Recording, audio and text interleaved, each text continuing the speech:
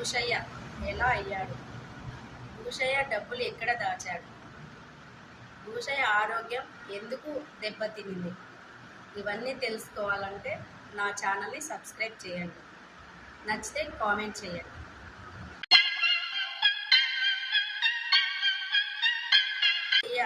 భూషయ్య భార్య శివమ్మ ముగ్గురు కొడుకులతో కలిసి నివసించేది. భూషయ్య వడ్డీ వ్యాపారం చేసి డబ్బులు బాగా సంపాదించాడు.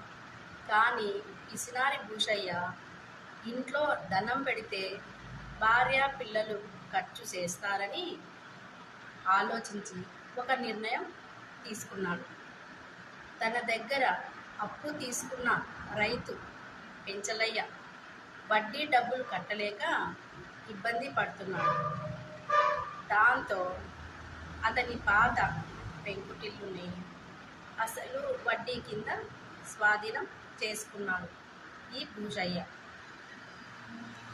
ఇంటి పెరట్లో ఒక గొవ్వి తవ్వి ఇత్తడి బిందెలో ధనం పెట్టి ఆ బిందెను గొయ్యిలో పెట్టి పైన మట్టి కప్పేవాడు భూషయ్య.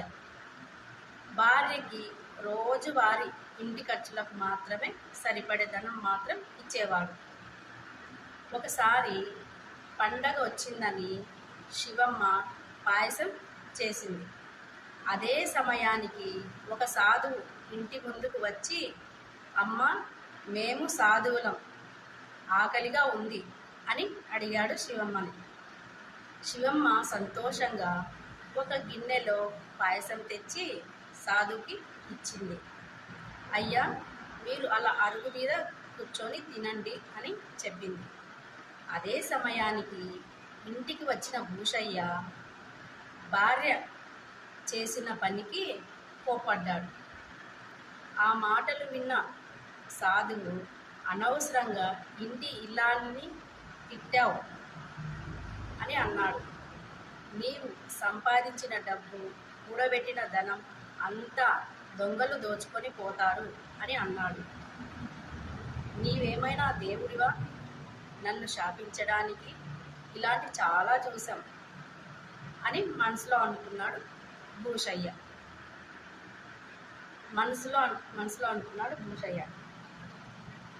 అయ్యా, నా భర్తని క్షమించండి అంది శివమ్మ. నీ చేతిలో చిల్లి గవ్వ లేనప్పుడు ఈ ఇంటి ఇల్లాలే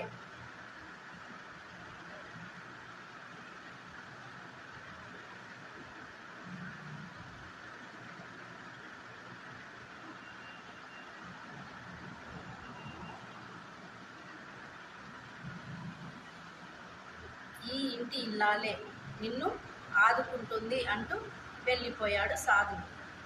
మరుసటి రోజు భూషయ్య కాస్త చీకటి పడ్డాక కూడబెట్టిన డబ్బును ఒక సంచిలో పెట్టుకొని తన పెంకుటిల్లు వైపు వెళ్తుండగా ఇద్దరు దొంగలు చాటుగా అతన్ని వెంబడించారు. భూషయ్య పెరటి వైపు వెళ్ళి పొయ్యిలో నుంచి బిందెను తీసి డబ్బును అందులో పెట్టి మళ్ళీ బిందెను పొయ్యిలో పెట్టి మట్టి కప్పి ఇంటికి వెన్ను తిరిగిపోయాడు.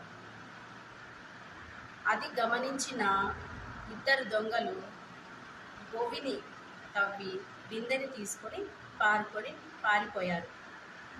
2 రోజుల తర్వాత ఆ ఇంటికి వెళ్ళిన భూషయ్య పెరట్లో గొయ్యిని చూసి లబోదిబోమని ఏడ్చాడు.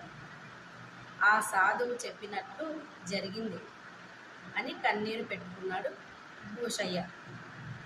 కొంతకాలానికి వడ్డీ వ్యాపారం కూడా బాగా దివాలా తీసింది. నష్టం బాగా వచ్చింది. ఆ దిగులుతో భూషయ్య మంచం పడ్డాడు. ఇల్లు గడవటం చాలా కష్టమైంది. శివమ్మకు మిఠాయిలు చేయడం వచ్చు కాబట్టి ఆమె మిఠాయిలు చేస్తూ సంతలో అమ్ముతూ ఉండేది. అలాగే తన పిల్లలు కూడా సహాయం చేస్తూ వచ్చారు. కొన్ని రోజులకు బాగా డబ్బులు సంపాదించారు. అలాగే భూషయ్య కూడా పూర్తిగా వడ్డీ వ్యాపారం మానేసి మిఠాయి కొట్టు పెట్టుకున్నాడు. అలాగే వచ్చిన డబ్బులో కొంచెం దాచుకొని మిగిలినది బీద సాధువులకు ఇచ్చేవాడు భూషయ్య. అలా మంచి పేరు తెచ్చుకున్నాడు అని.